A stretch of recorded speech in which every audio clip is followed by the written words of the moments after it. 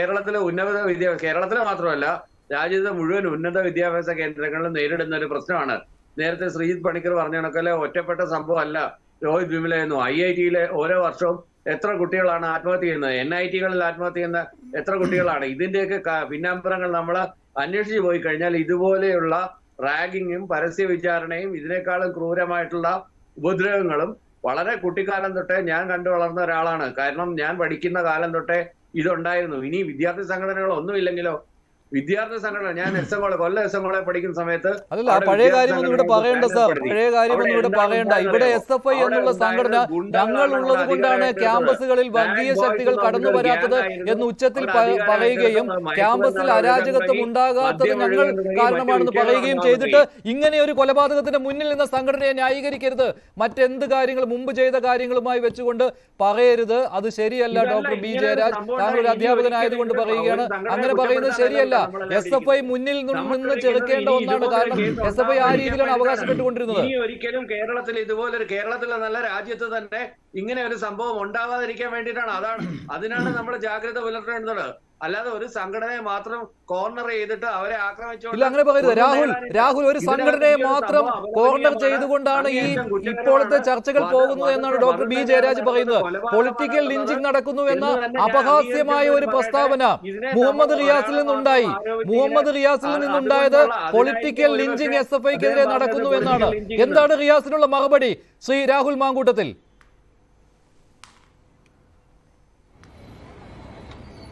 ഒന്നാമത്തെ കാര്യം ശ്രീ മഞ്ജുഷയെ, ഇപ്പോ എനിക്ക് മുൻപ് സംസാരിച്ച ആള് അധ്യാപകനല്ലേ? അതെ.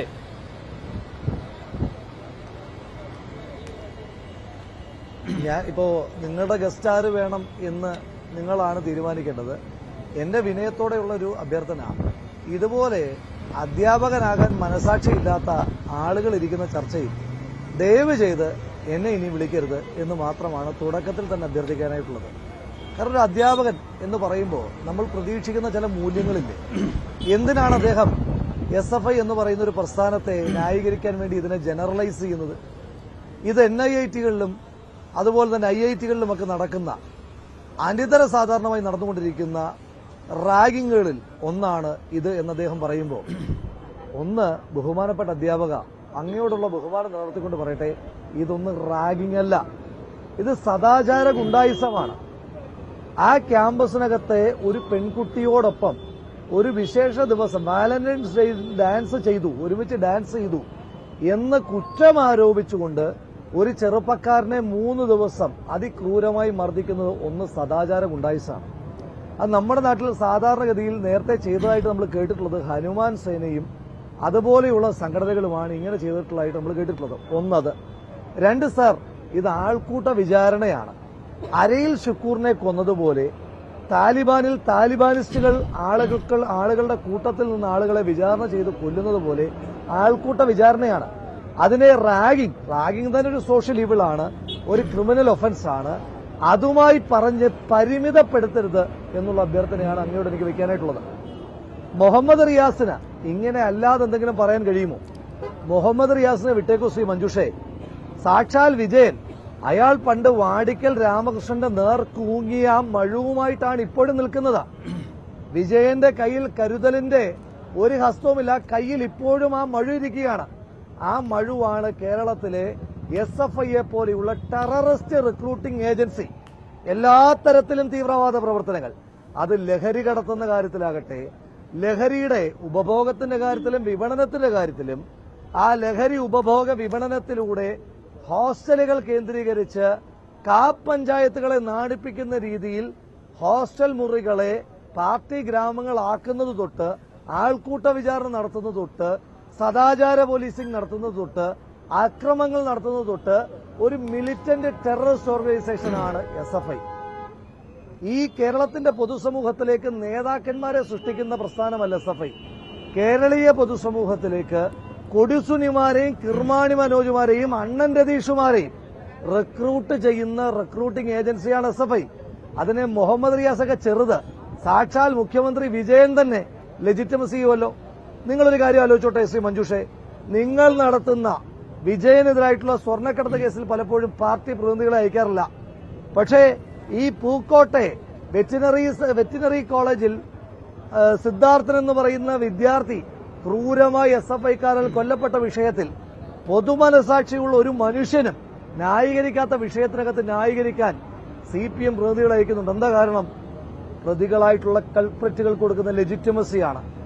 എന്തുകൊണ്ടാ ഈ വിഷയത്തിനകത്ത് എന്തെങ്കിലും ഒരു അന്വേഷണം നടക്കുന്നതിന് മുമ്പ് ഉത്തരവാദിത്തപ്പെട്ട വകുപ്പ് മന്ത്രി ചിഞ്ചുറാണി ഡീനെ സംരക്ഷിക്കാനായിട്ട് ഇറങ്ങിയത്?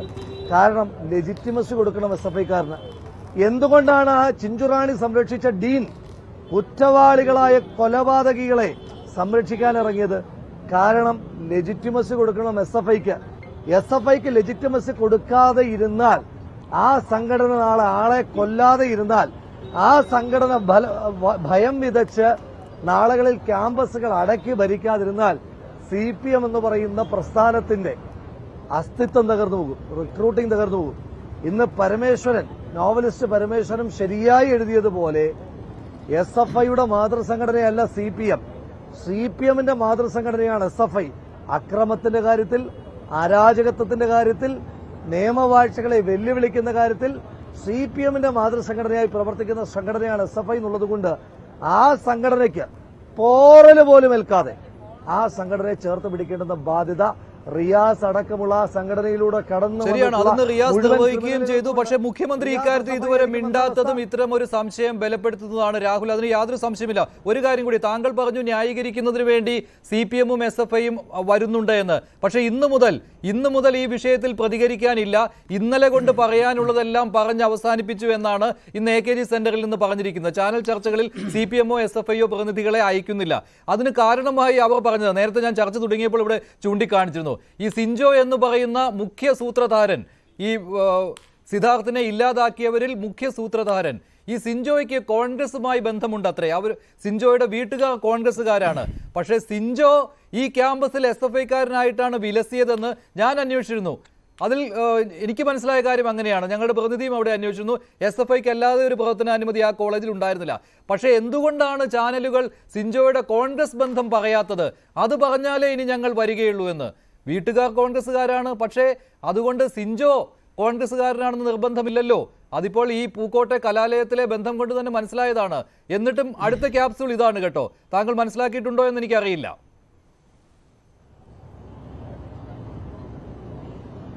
ശ്രീ മഞ്ജുഷി, പറയുന്നതിനകത്തൊരു യുക്തി വേണ്ടേ?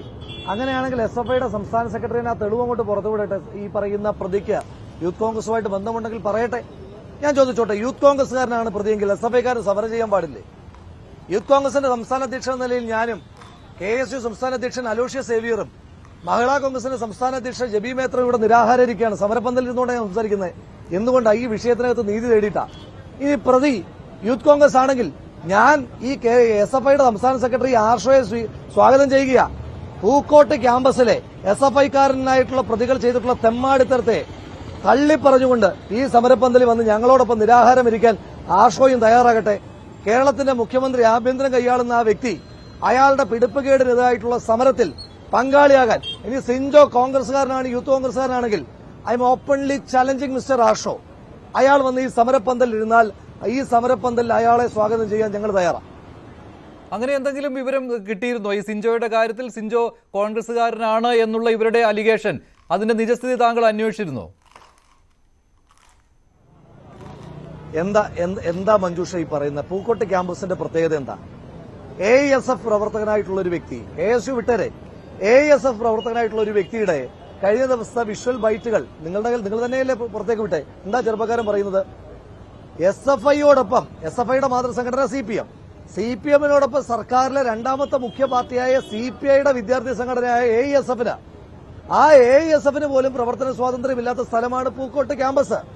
ആ പൂക്കോട്ട് ക്യാമ്പസിൽ KSUക്കാരൻ പ്രവർത്തിക്കുക എന്ന് പറഞ്ഞാൽ ഈ നൂറ്റാണ്ടിലെ തന്നെ ഏറ്റവും വലിയ വിഡ്ഢിത്തരങ്ങളിൽ ഒന്നായിട്ടാണ് ഞാനിത് കണക്കാക്കുന്നത്. കാരണം മറ്റൊരു സംഘടനയ്ക്കും സംഘടനാ സ്വാതന്ത്ര്യമില്ലാത്ത ക്യാമ്പസാണ് പൂക്കോട്ടെ ക്യാമ്പസ്.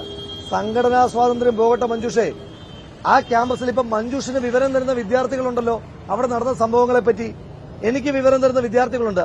അവര് പോലും പുറത്തേക്ക് ഇറങ്ങി വന്ന് SFIയെ തള്ളിപ്പറയാൻ ഭയപ്പെടുന്ന ഒരു ക്യാമ്പസിൽ മറ്റൊരു വിദ്യാർത്ഥി സംഘടനയിലെ അംഗമാണെന്നൊക്കെ പറഞ്ഞാൽ അതൊരു ഉളുപ്പില്ലാത്ത ന്യായീകരണം അത് പുതിയ ക്യാപ്സ്യൂളാണ് രാഹുൽ മാങ്കൂട്ടത്തിൽ. ഇപ്പോൾ SFIയിൽ നിന്നും CPM-ൽ നിന്നും വരുന്ന പുതിയ ക്യാപ്സ്യൂളാണിത്. അത് പക്ഷേ തൊണ്ട തൊടാതെ വിഴുങ്ങുവാൻ ആരും തയ്യാറല്ല. കാരണം അവിടെ നിന്നുള്ള കൃത്യമായ വിവരം കിട്ടുകയാണ്, SFIക്കല്ലാതെ അവിടെ പ്രവർത്തനാനുമതി ഇല്ല എന്നുള്ള കാര്യം. താങ്കൾ